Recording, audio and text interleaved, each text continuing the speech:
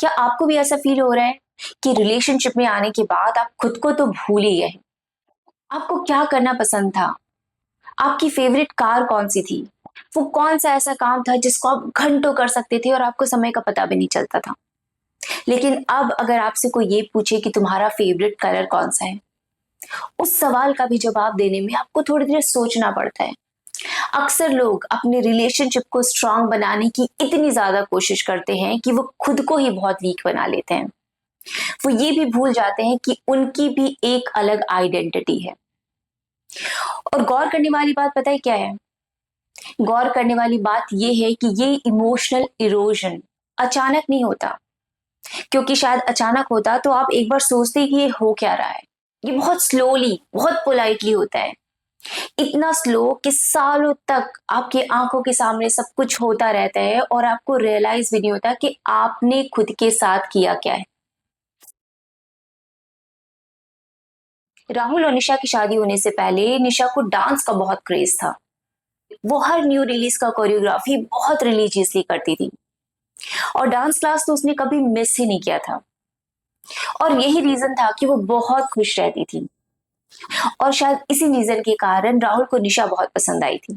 लेकिन शादी के बाद उसका डांस करना तो छूट ही गया और फिर वो दोबारा कभी डांस क्लास नहीं गई।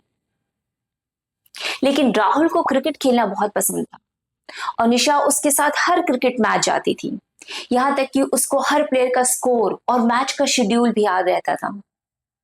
लेकिन निशा अगर कभी डांस को रिज्यूम करने की बात करे तो राहुल उस बात को इग्नोर कर देता था।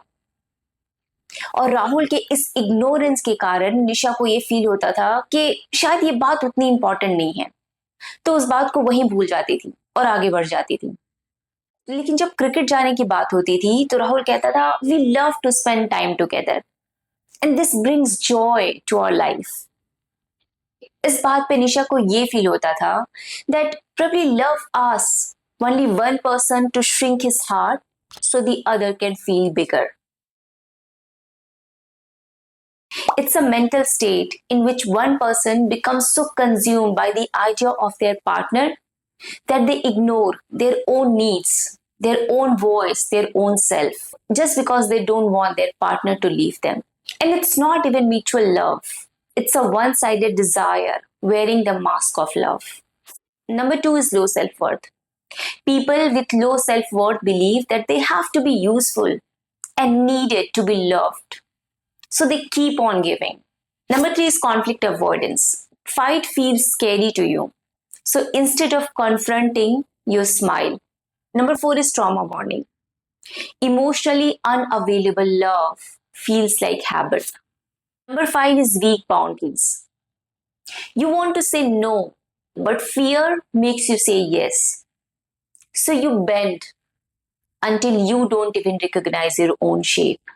Number six is cultural conditioning, which says don't sacrifice your marriage, sacrifice yourself if needed.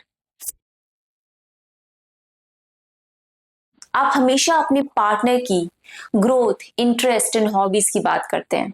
आप छोटे से छोटे काम में अपने पार्टनर का अप्रूवल लेते हैं। You are changing everything so that your partner can fit in. अपने पसंद की कोई भी काम करने में आपको एक घबराहट, गिल्ट सा महसूस होता है। घर में झगड़ा ना हो इसलिए आप अपने हर शौक को दबा देते हैं। Recognizing these signs is the first crucial step. But just knowing is not enough. In part 2, I will show you exactly how to stay whole in relationship without being cold and selfish.